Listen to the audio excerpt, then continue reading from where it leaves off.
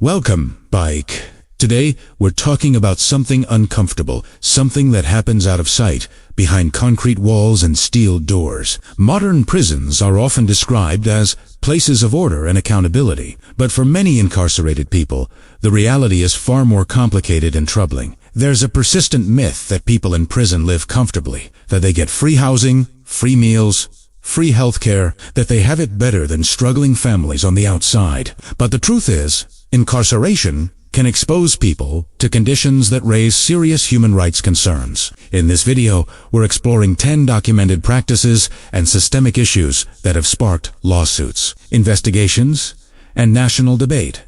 Some involve neglect, others involve abuse of power. All of them force us to ask difficult questions about justice and accountability. Take a breath.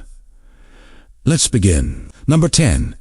Dangerous water temperatures. In 2012, a Florida inmate named Darren Rainey died after being placed in a shower where the water temperature reportedly reached extreme levels. Investigations and lawsuits later alleged that he had been left inside for an extended period without the ability to control the water. Fellow inmates claimed they heard him calling for help. Rainey had a history of mental illness, and his death raised serious concerns about how correctional institutions handle individuals experiencing psychiatric crises. The case sparked national outrage and renewed scrutiny over supervision, training, and accountability inside correctional facilities. When someone is in custody, their safety is entirely in the hands of the state. That responsibility cannot be optional. Number 9.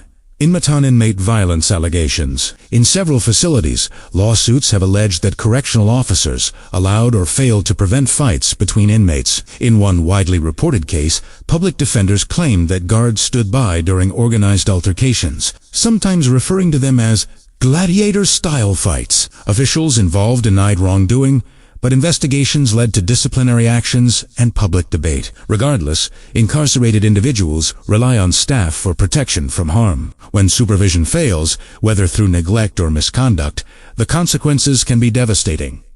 Broken bones, head trauma, psychological scars, and often silence. Number 8.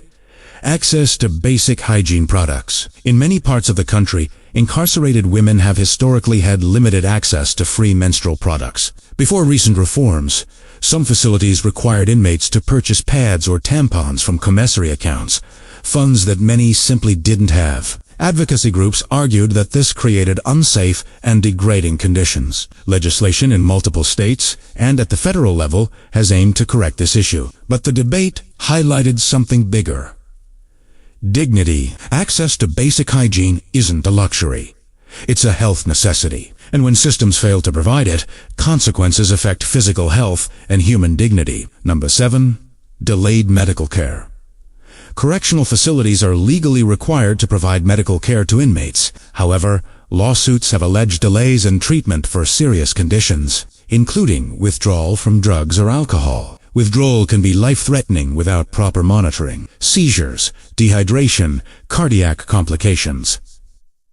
These are medical emergencies. In multiple cases, families have argued that their loved ones repeatedly requested medical attention but did not receive timely intervention. These cases often end in civil litigation, settlements, and policy reviews. But behind every lawsuit is a person who depended entirely on the system for care and didn't get it in time. Number 6. Failure to respond to safety concerns. Another recurring issue involves inmates who warn staff that they fear for their safety, only for those warnings to go unaddressed. When incarcerated individuals are housed with someone known for violent behavior, the risk increases significantly. There have been cases where inmates were assaulted or killed after reportedly asking to be moved. In overcrowded systems, classification errors and understaffing can turn dangerous quickly. And when seconds matter, delayed responses can become fatal ones. Number 5.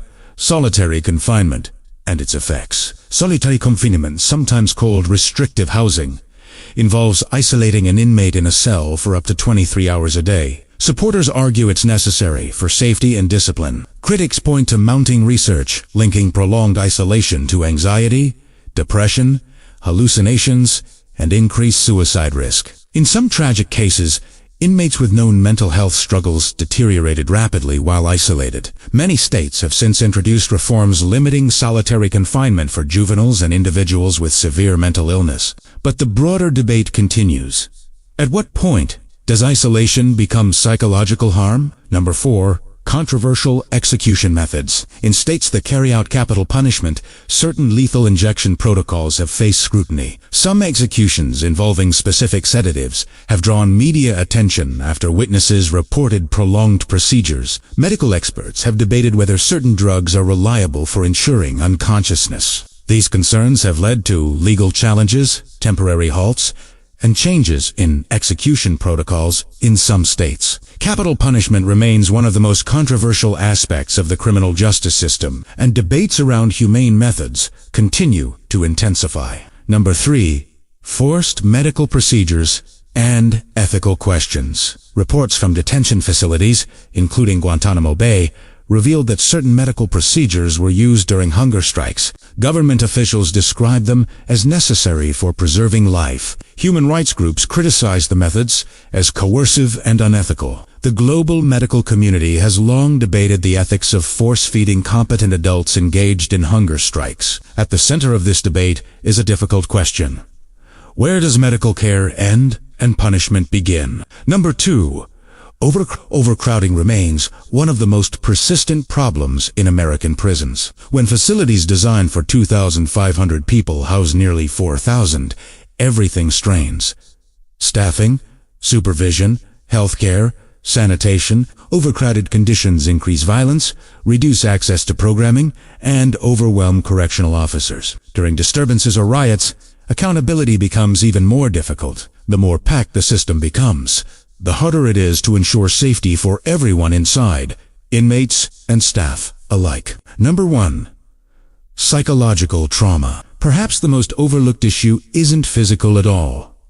It's psychological. Incarceration removes autonomy, privacy, and connection. For individuals with pre-existing trauma, mental illness, or histories of abuse, the prison environment can intensify those wounds. Suicide rates inside jails are significantly higher than in the general population. Allegations of harassment, humiliation, or retaliation can compound existing mental health struggles. Mental health services inside correctional facilities vary widely by state and funding, and when those systems fall short, the consequences can be permanent. Prisons are meant to serve justice. They are not meant to be places of cruelty or neglect. Accountability should apply to everyone, including the institutions entrusted with custody. These stories aren't about excusing crimes.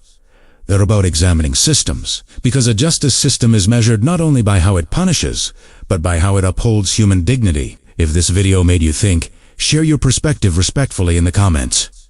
Conversations like this matter. Until next time, stay informed.